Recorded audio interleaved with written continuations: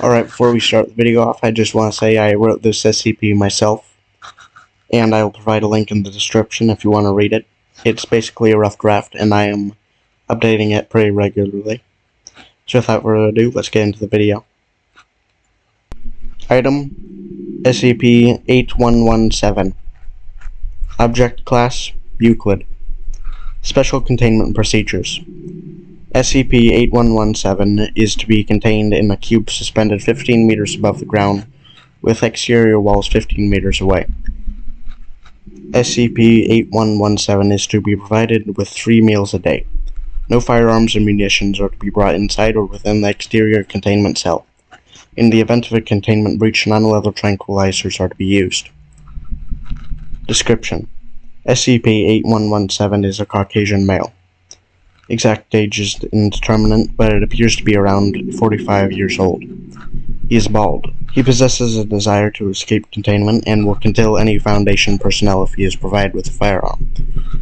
He was previously thought to have a sadistic nature and derive pleasure from killing people, but a later interview has revealed that he worked as a hitman and killed people who had witnessed him committing crimes to cover up his involvement in assassinations. SCP-8117 possesses an unusual skill with firearms of all types, and has an anomalous ability that causes munitions within approximately 10 meters to spontaneously dematerialize. This effect mainly applies to bullets used by firearms, and testing has revealed that this does not extend to all forms of ammunition. Confirmed exceptions include arrows and crossbow bolts, tranquilizer darts, and tasers. Unusually, T-shirts are included in this, but only when in the proximity of a T-shirt cannon.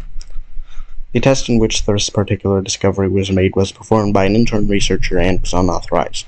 Due to this effect, conventional firearms are ineffective and only serve to give them more ammunition. It is unclear where these munitions are stored, but SCP-8117 is able to seemingly instantaneously rematerialize them inside of firearms that are on his person. This means that he does not have to reload firearms. Through testing, it has been determined that SCP-8117 can only use as many bullets as he has stored, and the supply is not infinite. We have so far failed to determine a method to ascertain at any given time how many bullets he has stored, and there does not appear to be a limit on how much he can store. In addition, he can use different types of bullets interchangeably, regardless of compatibility with the firearm he is using. He is not capable of storing firearms, but possesses an uncanny ability to locate any firearms near him. This appears to be an anomalous ability, as in one case he was able to detect a handgun from through the interior walls of his cell, and requested the guard to give him his weapon. SCP-8117 also possesses an unusually high regeneration ability, able to heal fatal wounds in a matter of minutes. Testing has determined that he does have pain receptors, but has an extremely high pain tolerance. He has also survived highly fatal injuries, such as being run over by a truck moving at approximately 80 kilometers per hour, being struck with a fire extinguisher that resulted in a large skull fracture, and drowning. After all these events, he regenerated within a few hours. Further testing on larger munitions, such as tank rounds, has been denied by management, citing undue risk of a containment breach. Addendum. Discovery. SCP-8117 was discovered following a phone call to police, saying that it was armed and attempting to kill anyone that it sees. Subsequent police radio feeds detailed that bullets were not hitting SCP-117, and that he never stopped to reload despite the fact that he should have been out of ammunition. A mobile task force team was dispatched to the location and upon arrival, discovered that SCP-117 had been run over by a delivery truck, driven by a local resident who was attempting to stop him. SCP-8117 was unresponsive at the time and appeared to be dead. After interrogation with witnesses, the basic nature of his anomalous abilities was discerned, and testing revealed that they were still in effect. SCP-8117 was then transported to site. 98 civilians and 23 police officers were killed by 8117 during this incident. The cover story for this incident was that he was wearing Kevlar body armor under his clothes, and that due to misfortune and a skill issue, none of the police officers' shots struck his unprotected head. After being transported to the morgue of Site, SCP-8117 regenerated and attempted to escape. He was thankfully unable to obtain a firearm before he was subdued during a fist fight with several guards. Testing log 8117-5. On 2024, Dr. Jolt, a research intern, bought a t-shirt cannon and several t-shirts in the containment cell of SCP-8117. Guards later stated that they let him enter because it sounded like it would be harmless and funny.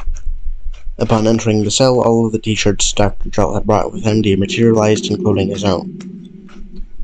SCP-8117 then physically attacked Dr. Jolt and took the t-shirt cannon from him and then proceeded to fire .308 caliber bullets from it. This resulted in the death of Dr. Jolt and 2 of the guards. Thankfully, SCP-8117 ran out of ammunition and was subdued by guards. Testing Log 8117-6. In an attempt to reduce SCP-8117 sadism and desire to kill, the head researcher assigned to SCP-8117 suggested that SCP-8117 be provided with cannabis because it would make him totally chill. This was reluctantly approved by the site director, and upon entering 8117's cell, accompanied by guards and offering him a joint, SCP-8117 replying, "I don't need any of your hippie shit," found this offensive, and after saying that SCP-8117 was majorly uncool dude, SCP-8117 attempted to attack. He was restrained by guards with no injuries to Foundation personnel. Following this test, there is a pending request to reassign. Footnote 1. This request has been accepted and has been replaced with Dr. Moorhouse. Alright, that's about it for this video. There is an additional interview on the SCP's page that you can look at. Didn't do that because I can't do fucking voices. Had someone who was gonna do that with me, but they didn't have the time. So you can check that out. I'll leave the link in the description. Keep in mind this is a work in progress, so if you're gonna comment, don't be a dick. If you didn't like it, then let me know why. Let me know why I can improve on, and I would love to hear your feedback. Hope you enjoyed the video.